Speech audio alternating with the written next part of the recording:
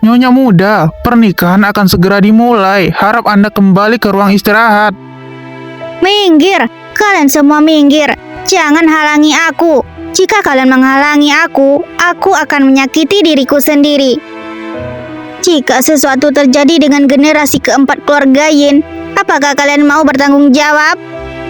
Jika sesuatu terjadi dengan generasi keempat keluarga Yin, apakah kamu bisa bertanggung jawab? Aku hanya... Kamu tidak memperdulikan citra dirimu dan bergegas keluar dan tidak memperdulikan apapun karena ingin menemui mantan pacarmu? Begini saja, jika kamu ingin bertemu dengannya, aku akan membiarkanmu bertemu dengannya. Jika dia bersedia membawamu pergi jauh, maka pernikahan kita akan dibatalkan. Dia sedang bilang apa? Dia akan membiarkanku bertemu dengan Zegang? Zegang?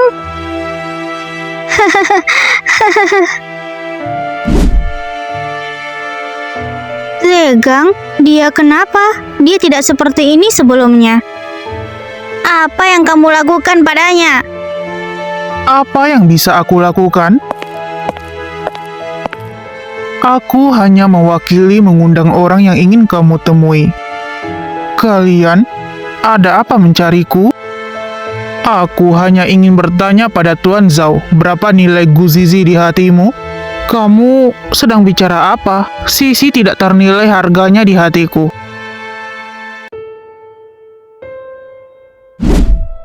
Setengah juta. Kamu? Bagaimana aku bisa mengukurnya dengan uang? Hah? 1 juta.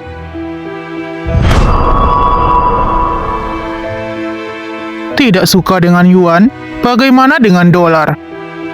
Totalnya 5 juta dolar. Tidak, Zegang. Jangan seperti ini.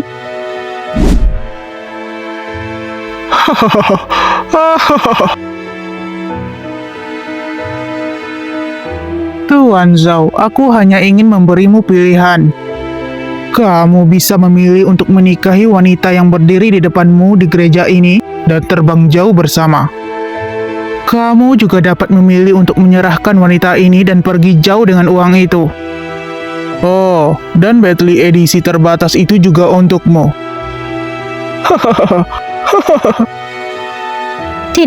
Tidak boleh. Zegang, kamu tidak boleh melihat dengan pandangan seperti itu.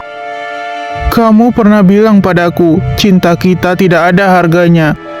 Kamu pernah bilang kita bisa menciptakan kekayaan kita dengan mengandalkan tangan kita sendiri. Lihat kan, ini adalah wajah sebenarnya dari pria yang kamu pikirkan siang dan malam. Zegang, ayo kita pergi dari sini. Kita jangan menginginkan uangnya. Kita berjuang bersama, kita bekerja keras. Cepat atau lambat kita akan menghasilkan lebih banyak uang daripada yang dia berikan. Minggir!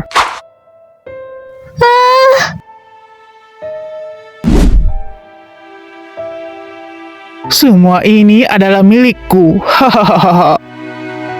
Zegang, kita... Aku, Zhao Zegang kaya raya. Aku akhirnya punya uang dan mobil. Hahaha. Kamu sangat menyebalkan. Sudah, Tuan Zhao, kamu harus membuat pilihan. Waktuku terbatas. Aku tentu saja mau uang. Wanita ini menjadi milikmu. Hahaha. Bukan seperti ini.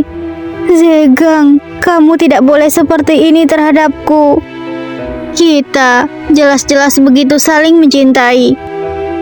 Masa lalu kita sebenarnya apa artinya di hatimu? Aku di hati Zhao Zegang. Apakah bisa diukir dengan uang? Sangat bagus. Semua uang ini dan mobil ini menjadi milikmu.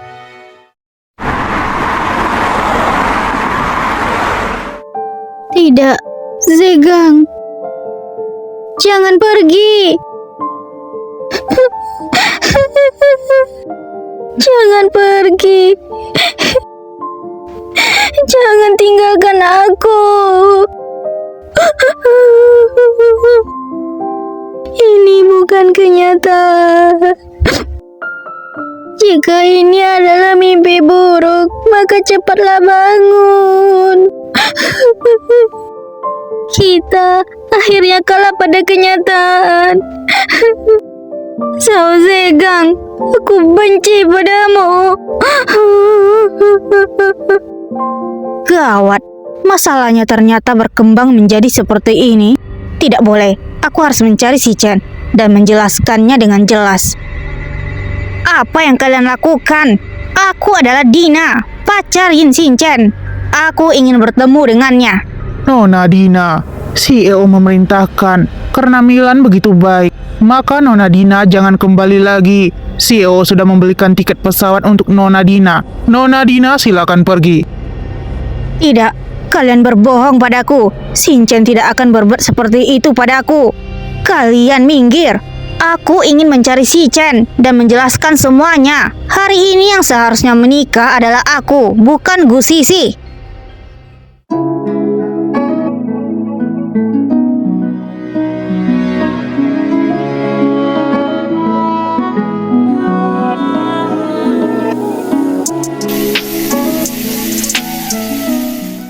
Oh iya, hari ini aku sudah menikah dengan Xinchen. Mungkin menikah dengan Yin Xinchen bukanlah pilihan yang salah. Setidaknya anak ini punya ayah. Setidaknya anak tidak akan lahir dalam keadaan kekurangan kasih sayang. Karena sudah tidak ada lagi cinta, aku tidak boleh kehilangan anak ini. Aku dan Zhao Zegang sudah benar-benar berakhir dan cintaku sudah mati. Demi anakku, aku harus kuat. Aku tidak boleh jatuh dengan mudah. Meski pernikahan ini hanya formalitas, aku tidak peduli.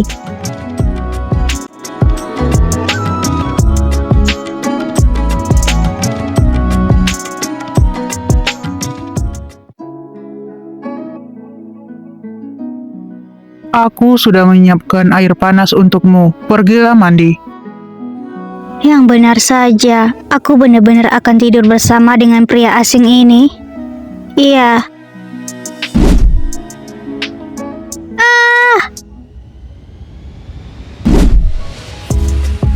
Aduh, sakit. Ini? Wah! Sudahlah, ayo bangun. Tidak terjatuh kan? Dia ternyata tidak marah. Pagi tadi dia jelas-jelas memojokkanku. Malam ini aku akan tidur di ruang belajar. Kamu sudah lelah seharian. Istirahatlah lebih awal.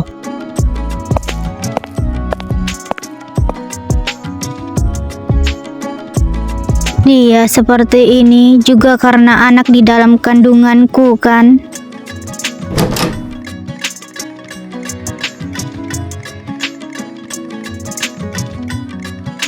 Gawat, aku lupa mengambil baju.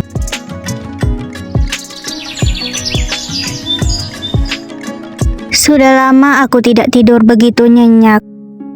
Selamat pagi, Nyonya Muda. Pagi, di mana Yin Xinchen?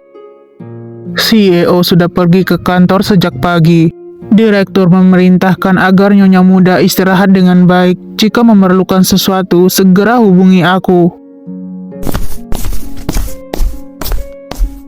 Istirahat? Aku tidak perlu istirahat. Jika beberapa waktu ini aku tidak mengirim uang ke rumah, nenek pasti akan menindas ibuku. Tapi ini adalah perintah dari direktur. Ini juga adalah maksud CEO. Direktur bahkan tidak membiarkan Nyonya Muda untuk kembali ke desa itu. Hanya perlu merawat bayi itu saja. Tidak, telepon direktur untukku. Aku awalnya punya pekerjaan. Aku tidak boleh bersantai di rumah. Halo, CEO. Apa yang bisa dia lakukan? Dia hanyalah karyawan biasa saja. Apa pekerjaan itu masih bisa disebut pekerjaan? Jika direktur setuju, maka biarkan dia menjadi asistenku di sini. Aku ingin lihat seberapa besar kemampuannya. Membiarkan dia baik-baik menjadi nyonya muda. Dia tidak mau, tapi malah masih ingin bekerja. Nenek, kamu mengizinkanku? Terima kasih, Nenek. Nyonya muda, ini adalah kartu nama Anda. Kartu nama? Begitu cepat? Apakah mungkin Yisin-chan sudah tahu dari awal? Bagaimana mungkin? Aku pasti terlalu banyak berpikir. Benar, Nyonya muda. Aku dan kamu adalah teman sekantor. Baguslah, sekarang Nyonya muda berada di sisi CEO. Aku jadi tidak takut lagi tidak mengetahui pikiran CEO. Nyonya muda, hati-hati. Menurut kalian, Gu Sisi dan CEO sebenarnya punya hubungan apa? CEO ternyata membiarkan Xiao A mengikuti Gu Sisi. Memang apalagi, tentu saja hubungan pria dan wanita. Tapi Gu Sisi ini juga tidak akan berakhir dengan baik. Memangnya kenapa? Jika CEO benar-benar mencintainya, kenapa masih tidak memberinya status? Masuk akal? Nyonya muda, Xiao A, aku tidak apa-apa, tidak perlu menjelaskan kepada mereka, biarkan saja mereka bicara. Sebenarnya, apa statusku, aku sudah tidak peduli. Karena aku sama sekali tidak mencintai pria itu.